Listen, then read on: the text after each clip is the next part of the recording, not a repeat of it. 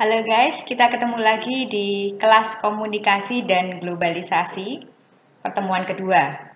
Di sini saya akan menyebutkan beberapa hal yang poin penting untuk topik kali ini, yaitu komunikasi, globalisasi, dan New World Information and Communication Order, ya NWICO. Nah, kita saya berharap Anda sudah membaca tulisan dari Pelton dan juga dari McPhail.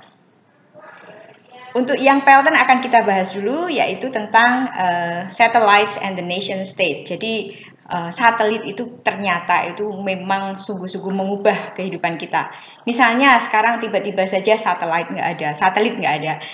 Bagaimana satu negara dengan negara yang lain itu akan berhubungan, atau dalam satu negara saja juga akan seperti apa, ya. Dan juga ini langsung mungkin Anda sudah tidak bisa menonton video saya lagi. Dan juga tentang satelit dan globalisme. Jadi satelit itu memang sungguh membantu mengglobal dalam bentuk menghubungkan satu tempat dengan satu yang lain. Jadi kalian paham bahwa bentuk dari bumi itu kan bulat, lalu caranya untuk menempatkan satu titik di titik yang lain di potongan bumi yang lain itu dibantu dengan ini lebih teknis aja, dan itu membuat menjadi global karena semuanya akan bertemu. Kemudian juga bahwa satelit itu sungguh mengubah dunia, tidak hanya TV atau telepon. Kalau Anda tahu dasarnya dari TV dan telepon itu apa, ya tetap saja satelit, ya kan? Kalau tidak ada satelit, nggak ada TV. Kemudian ada juga revolusi informasi, dan juga informasi yang overload itu datang dari mana, ya gara-gara satelit. Jadi satelit itu sangat memberi dorongan dan juga mengubah bagaimana sebuah revolusi informasi, dan juga bagaimana informasi itu banyak sekali yang kita terima. Kemudian juga ada Global Village. Global Village itu adalah kita menjadi satu masyarakat global dalam satu desa, ya istilahnya. Itu ada hubungan atau kontak dari tempat ke tempat yang lain. Kemudian juga bagaimana cara orang berpikir. Misalnya dari Amerika, Australia, itu mereka berpikir seperti apa? Mereka menjadi satu masyarakat yang utuh, dan itu oleh satelit, komunikasi global. Lalu juga ada cara-cara new patterns of global trade, ya. Anda tahu sekarang sudah ada online shopping. Anda beli barang di Hong Kong tinggal nunggu seminggu, 2 minggu, atau 1 bulan, yang penting bisa beli. Kemudian political process, Anda juga bisa tahu bagaimana orang Indonesia yang ada di Amerika juga tetap bisa memilih presiden. Kemudian juga ada perubahan sosial. Perubahan sosial ini lebih ke bagaimana ketika Anda yang suka K-pop atau suka menonton drama Korea atau suka tentang anime, itu mengubah bagaimana cara Anda pakai baju atau cara omongan Anda dengan teman Anda juga. Dan juga sangat-sangat kompleks, dunia itu sangat kompleks dan sangat interdisipliner. Maksudnya begini, ketika dokter itu dulu dokter hanya menyembuhkan atau mengobati, tapi sekarang dokter itu juga bisa memberi informasi, bisa mendidik, bahkan bisa seperti dokter jarak jauh. Jadi itu karena globalisasi. Dan satelit ini juga bisa mengubah sebuah kehidupan, ya. Bagaimana cara kita hidup, bagaimana tiap hari kita bangun langsung pegang HP, atau hal lain, cara kita belajar, cara kita bermain, hiburan, dan lain-lain. Kemudian satelit itu sungguh membuat kita menjadi sebuah masyarakat yang global, dan teknologi itu berkembang terus, dan itu akan ada banyak hal lagi yang akan bisa dilakukan dengan adanya satelit ini, ya. Campur-campur, ya, satelit.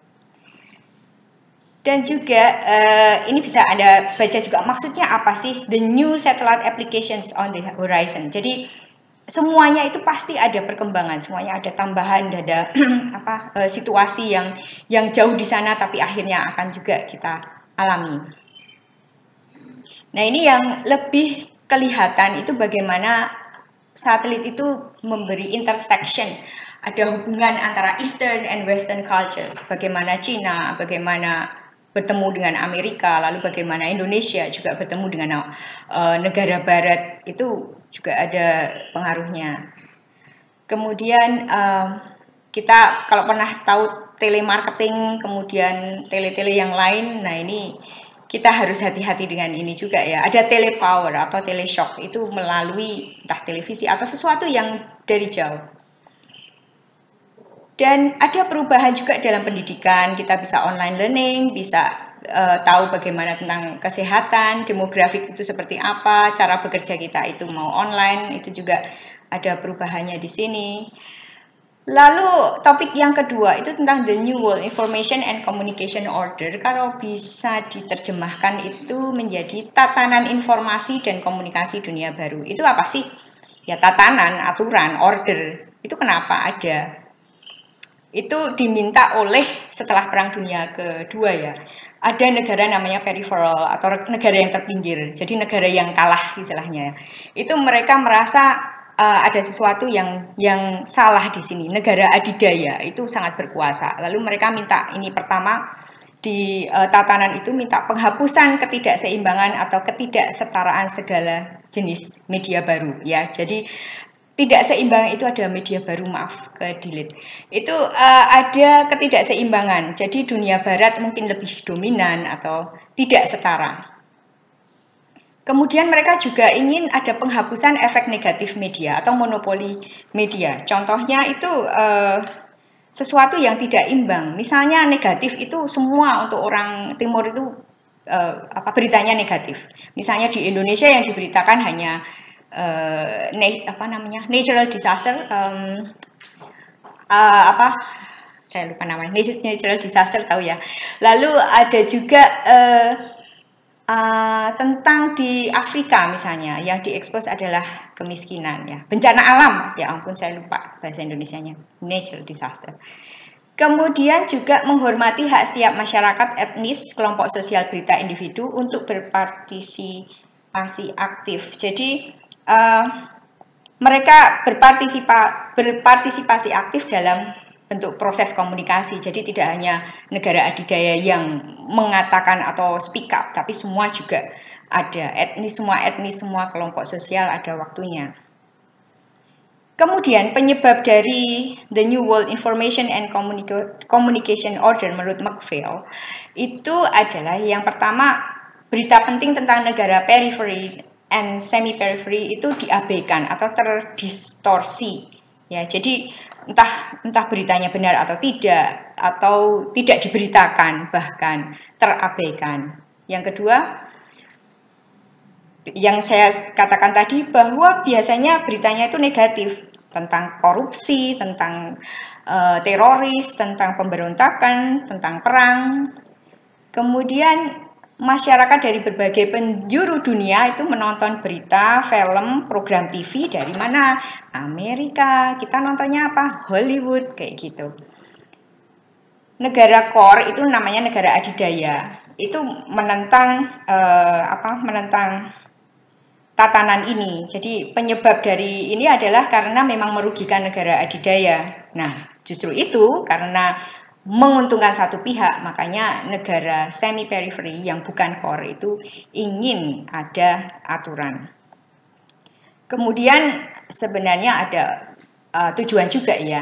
Tatanan ini menangkal pengaruh media global yang menyebarkan filosofi, produk, budaya dari negara core. Jadi intinya itu. Nah, untuk tugasnya adalah kita nanti akan diskusi tentang opini atau pertanyaan kalian tentang positif dan negatifnya satelit. Nah, tadi yang sudah dibicarakan, hanya positif dan negatifnya kita diskusikan. Kemudian yang kedua, keberhasilan dan kegagalan the New World Information and Communication Order.